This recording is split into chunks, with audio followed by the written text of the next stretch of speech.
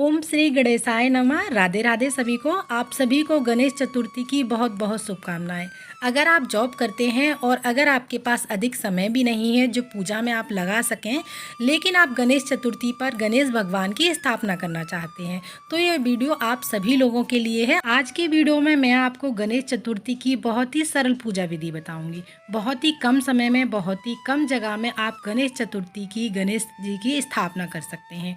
आप जितने दिन चाहे उतने दिन की स्थापना कर सकते हैं। आप चाहें तो 3 दिन की स्थापना कर सकते हैं, आप चाहें तो 5 दिन की या 10 दिन की भी स्थापना कर सकते हैं। सबसे पहले आप जिस जगह पर स्थापना कर रहे हैं तो आपको उस जगह को अच्छे से साफ कर लेंगे। एक चौकी लगा लेंगे। आप चौकी पर लाल या पीले रंग का कोई भी वस्त्र बिछा सकते हैं। थोड़े से चावल रखेंगे, भगवान गणेश की स्थापना करेंगे और साथ में ही हमें कलश की भी स्थापना करनी है। तो सबसे पहले हम गणेश जी की स्थापना करेंगे। साथ में ही आप एक मिट्टी का, पीतल का या तांबे का कोई भी कलश ले सकते हैं। उसे हम शुद्ध सादा जल से कंठ तक भर लेंगे। थोड़े से अक्षत और रखेंगे जो प्रतिदिन हम मंदिर में पूजा करते हैं, जो हमारे गणेश भगवान हैं, उनको भी विराजमान कर लेंगे। साथ में ही रिद्धि सिद्धि माता को भी हम विराजमान करेंगे।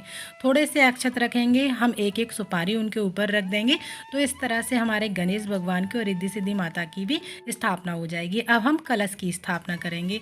तो कलश मैंने यहाँ पर पीतल का ले लिया है और गणेश भगवान के सीधे हाथ की तरफ हमें कलश की स्थापना करनी है। तो चावल की एक छोटी सी ढेरी बनाएंगे, एक कलश ले लेंगे, उसको शुद्ध सादा जल से पहले भर लेंगे। थोड़ा सा हम गंगा जल डालेंगे। कलश में एक चुटकी हल्दी डालेंगे, एक सुपारी डालेंगे, एक सिक्का डालेंगे, साथ ही अक्षत डालेंगे और थोड़ी सी दूबा घास डालेंगे। आम के या अशोका के पत्ते ले लेंगे, हम उन पर पंच पल्लव लगाएंगे। चंदन या रोली से तिलक कर लेंगे। उसके बाद हम कलश पर सजा देंगे। उसके बाद में एक पानी वाला नारियल लेंगे, उसके ऊपर कलावा या चुनरी लपेट लेंगे और कलश पर स्थापित कर देंगे। और गणेश भगवान के सीधे हाथ की तरफ हमें कलश की स्थापना करनी है। तो जो नुकीला वाला हिस्सा है वो दूसरी साइड में होना चाहिए और जो कटा हुआ हिस्सा होता है वो हमारी तरफ होना चाहिए, तभी नारियल का सीधा मुख होता है। तो जल के छींटे लगाते हुए इस तरह से दूबा घास से जल के छींटे लगाएंगे, शुद्धिकरण करेंगे, भाव रूप में सभी को स्नान कराएंगे। उसके बाद हम दिया जलाएंगे। तो सबसे पहले पूजा आरंभ करने से पहले दीपक जलाया जाता है, यानी अग्निदेव का आवाहन किया जाता है। इसके बाद सभी को वस्त्र स्वरूप ही कलावा समर्पित करेंगे। आप चाहें तो जनेऊ भी समर्पित कर सकते हैं। अगर आपके पास जनेऊ नहीं है तो कलावे को 7 बार हाथ पर घुमाते हुए इस तरह से आप जनेऊ के रूप में उसको तैयार कर सकते हैं। दीपक पे भी जनेऊ समर्पित करेंगे। भगवान गणेश को, सुपारी को, जो हमने रिद्धि सिद्धि माता जो हमने विराजमान की हैं, उनको भी हम कलावा समर्पित करेंगे। उसके बाद हम सभी को चंदन और रोली से तिलक करेंगे। रोली और चंदन से तिलक करने के बाद में सभी को फूल समर्पित करेंगे। गणेश भगवान को पीले रंग के फूल समर्पित करेंगे। इसके बाद में आप चाहें तो जनेऊ भी समर्पित कर सकते हैं। अगर आपके पास जनेऊ नहीं है, जैसा मैंने बताया है, आप कलावे को 7 बार 5 बार घुमाते हुए उसके बाद में आप जनेऊ तैयार कर सकते हैं। आप चाहें तो 5 या 7 या 11 घास की गिच्ची बनाकर उनको समर्पित कर सकते हैं। इसके बाद में हम भोग समर्पित करेंगे। आप भगवान गणेश को लड्डू, मोदक, इन सभी का भोग जरूर से समर्पित करें। भगवान गणेश को मोदक और लड्डू अति प्रिय हैं, तो आप लड्डू और मोदक का भोग जरूर से समर्पित करें। इसके बाद हम जल समर्पित करेंगे और साथ में ही भगवान गणेश को आप नारियल में गुड़ रखकर ये जरूर से समर्पित करें। आप जितने दिन के लिए स्थापना कर रहे हैं उस भोग को हमें उठाना नहीं है, वो वहीं पर रखा रहेगा। या आप मिठाई में कोई भी भोग समर्पित कर सकते हैं। इसके बाद में हम फल समर्पित करेंगे। आपके पास अगर फल है तो फल समर्पित कर सकते हैं। इसके बाद हम दक्षिणा समर्पित करेंगे। दक्षिणा हमारी पूजा में रही कमियों को पूरा करती है, तो दक्षिणा जरूर से समर्पित करें। अब हम 1 लोटा जल लेंगे। अगर आपके व्रत किया है तो आप व्रत कथा सुनेंगे। तो व्रत कथा सुनने के लिए हम 1 लोटा जल ले लेंगे और अपने हाथ में, सीधे हाथ में कुछ अक्षत और फूल लेकर हम कथा सुनेंगे।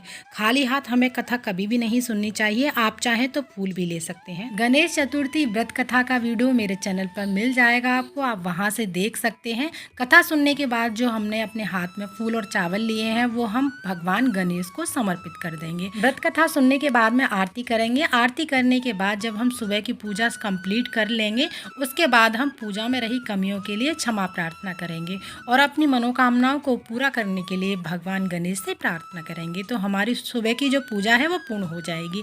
इसके बाद हमें शाम को भी आरती करनी है और भोग प्रसाद भी समर्पित करना है और चंद्रमा को अर्घ भी देना होता है। चंद्रमा को अर्घ देने के बाद ही व्रत का पारण किया जाता है। लेकिन भादो मास की गणेश चतुर्थी आती है, यह भगवान गणेश के जन्म दिवस के रूप में मनाई जाती है। तो इस दिन गणेश चतुर्थी को चंद्रमा के दर्शन नहीं किए जाते हैं, बहुत दोष लगता है, तो आप इसलिए चंद्रमा के दर्शन ना करें। तो बिना चंद्रमा देखे आप अर्घ्य कैसे देंगे? तो हम एक लोटा जल ले लेंगे, उसमें कच्चा दूध डालेंगे, तो हमें कच्चा दूध ही लेना है, और लोटे में फूल डाल लेंगे। इसके बाद थोड़ी सी दूबा घास डाल लेंगे और थोड़ी सी रोली डाल लेंगे। इसके बाद थोड़े से अक्षत भी डालेंगे। जो हमारा अर्घ्य देने के लिए जल है वो तैयार हो जाएगा। तो इस जल से हमें चंद्रमा को अर्घ्य देना है। तो हमें चंद्रमा के दर्शन नहीं करने हैं, तो जहाँ पर आपने पूजा की है वहीं पर चंद्रमा का ध्यान करते हुए अर्घ्य देंगे। आप कोई भी बड़ा बर्तन ले सकते हैं जिसमें आप अर्घ्य दें, तो उसमें उस जल को डाल सकें। हमारी रसोई में सबसे शुद्ध बर्तन परात होती है, आप परात ले सकते हैं। उस बर्तन में हम रोली से स्वास्तिक बना लेंगे और पूर्व दिशा की तरफ मुंह करके हम अर्घ्य देंगे। इस तरह से हमें अर्घ्य देना होता है। चंद्रमा का ध्यान करते हुए हमें अर्घ्य देना है। ओम श्री चंद्रमाय नमः मंत्र का जाप करते हुए आप अर्घ्य दे सकते हैं।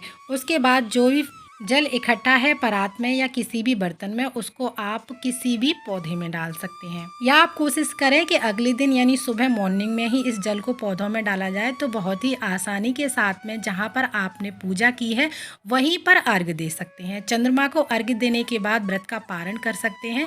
गणेश चतुर्थी के व्रत में शाम के समय चंद्रमा को अर्घ्य देकर ही व्रत का पारण किया जाता है और शुद्ध सात्विक भोजन किया जाता है। प्याज लहसुन का बिल्कुल भी प्रयोग नहीं किया जाता है। शुद्ध सात्विक भोजन ही हमें करना होता है। आप चाहें तो फलाहार से भी व्रत कर सकते हैं या भोजन खाकर भी व्रत कर सकते हैं। आशा करती हूँ आप सभी को आज का वीडियो पसंद आया होगा। अगर आज का वीडियो आप सभी लोगों को अच्छा लगा है, पसंद आया है, तो प्लीज़ वीडियो को लाइक जरूर कीजिएगा। साथ ही हमारे चैनल को सब्सक्राइब करना ना भूलिएगा। पूजा से जुड़ी वीडियोस देखने के लिए हमारे चैनल से जरूर जुड़िएगा। फिर मिलते हैं अगली किसी और वीडियो में। तब तक के लिए आप सभी को राधे राधे। हैप्पी गणेश चतुर्थी।